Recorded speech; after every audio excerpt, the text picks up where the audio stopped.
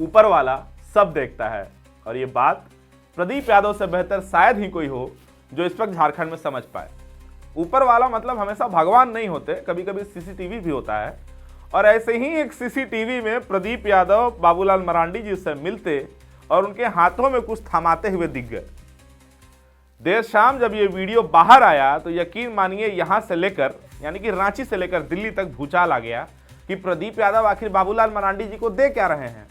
कहीं ये वही कथित वायरल ऑडियो का पेन ड्राइव जिसको सीडी कर रहे थे बाबूलाल, वही तो नहीं जिसको हमने अपने ही खबर में आपको बताया था एपिसोड 1 में कि ये खबर वायरल ऑडियो का नहीं बल्कि प्लांटेड ऑडियो का है। और शायद कहीं ना कहीं ये बात की पुष्टि होते हुए भी नजर आ रही है कि हमने जिस तरीके से आपको ये खबर सबसे पहले बताई थी उस पर मोहर लग चुकी है।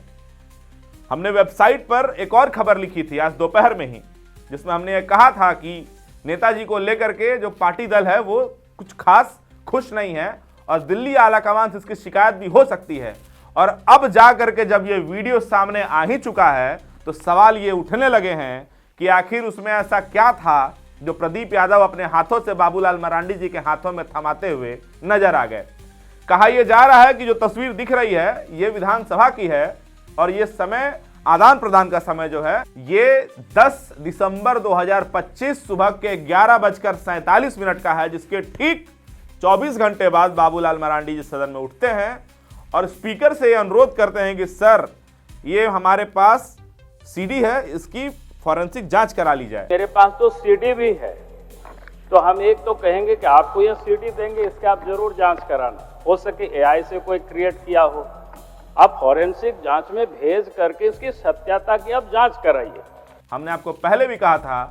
कि इरफान अंसारी और ममता देवी वाला जो वायरल ऑडियो का मामला है, माफ कीजिएगा प्लांटेड ऑडियो का मामला है, वो वायरल नहीं बल्कि प्लांट किया हुआ है। और ये जो हमने आपसे पहले ही कहा था कि उसका एपिसोड 2 आपको हम दिखाएंगे, वो अब आपके सामने है। तस्वीर को अगर आप गौर से देखेंगे और हमारे साथी पत्रकार जो हमारे साथ विधानसभा में मौजूद रहते हैं उन्हें थोड़ा भी तकलीफ नहीं होगा समझने में कि पीछे बैकग्राउंड में जो व्यक्ति आपको हाथ में ग्लव्स और माथे पे मास्क लगा के दिख रहा है वो विधानसभा में केटरिंग का काम करने वाला कोई बंदा है। तो सवाल ये भी है कि अब तो विधानसभा की गोपनीयता पर भी सवाल है कि वहां से सीसीटीवी फुटेज निकल जा रहे हैं, कल को कोई फाइल गायब हो सकती है। यह तमाम ऐसी चीजें जिससे विधानसभा की निजता में हनन हो, यह भी एक पक्ष है। लेकिन फिलहाल